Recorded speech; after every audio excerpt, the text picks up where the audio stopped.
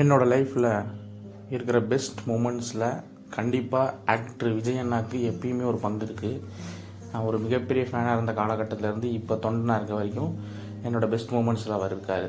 So இந்த ஜனநாயகன் படம் எப்படா ரிலீஸ் ஆகும்னு காத்திருந்ததை விட இதுதான் அவருடைய கடைசி படங்கிற ஒரு வருத்தம் மனசுக்குள்ளே எப்போவுமே இருந்துகிட்டே இருந்தது.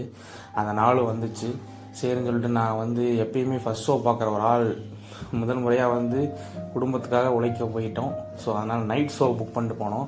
ஆனால் நான் வருத்தமே படல. ஏன்னா FDFS எவ்வளோ பயங்கரமாக இருந்துச்சோ அதே லெவலுக்கு நைட்டு 11 மணிக்கு கொண்டாடிட்டு இருக்கானுங்க.